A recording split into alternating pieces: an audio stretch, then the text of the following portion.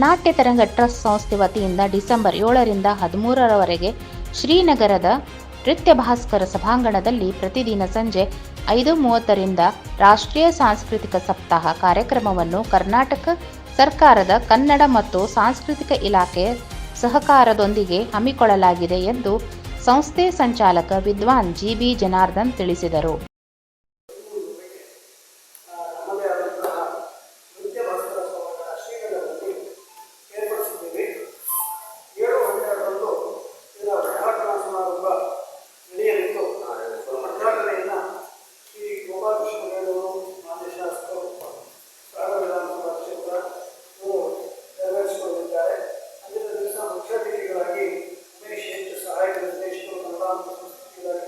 ಪತ್ರಿಕಾಭವನದಲ್ಲಿ ಬುಧವಾರ ಸುದ್ದಿಗೋಷ್ಠಿಯಲ್ಲಿ ವಿವರ ನೀಡಿದ ಅವರು, ಈ ಸಪ್ತಾಹದಲ್ಲಿ ವೈವಿಧ್ಯಮಯ ನೃತ್ಯ ಕಾರ್ಯಕ್ರಮಗಳು ಹಾಗೂ 4 ಸಾಧಕ ಕಲಾವಿದರಿಗೆ ಸಾಂಸ್ಕೃತಿಕ ಸಾರಥಿ ಗೌರವ ಸಮರ್ಪಣೆ ಮಾಡಲಾಗುವುದು ಎಂದರು. ನಂತರ ಗೌರಿಸಾಗರ್ ಮತ್ತು ಪೃಥ್ವಿ ಸಾರಥಿ ಅವರಿಂದ ಪಂಚತಂತ್ರ ಭರತನಾಟ್ಯ ನೃತ್ಯ ರೂಪಕ, ವಿದುಷಿ ಡಾಕ್ಟರ್ ರಮ್ಯಾ ಸೂರಜ್ ಅವರಿಂದ ದುರ್ಗಾ ಸುಳಾದಿ ಪ್ರಸ್ತುತಿ, ಸ್ವಗಾಯನ ಮತ್ತು ನರ್ತನ ನಡೆಯಲಿದೆ ಎಂದು ತಿಳಿಸಿದರು.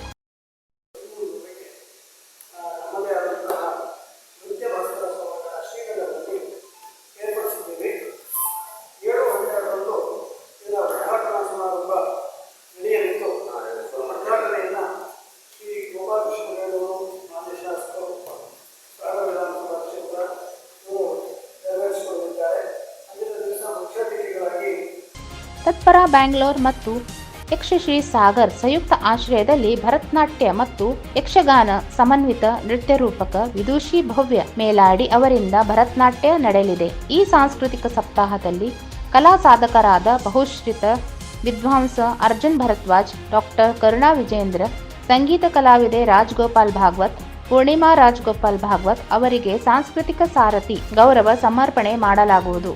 7 ದಿನಗಳ ಸಾಂಸ್ಕೃತಿಕ ಸಪ್ತಾಹದಲ್ಲಿ ಒಟ್ಟು 145 ಕಲಾವಿದರು ಭಾಗವಹಿಸಿದಲ್ಲದೆ 45 ಅತಿಥಿ ಕಲಾವಿದರು ಭಾಗವಹಿಸುವರು ಎಂದರು. ರವಿ, 9 ಲೈವ್ ನ್ಯೂಸ್, ಸಾಗರ.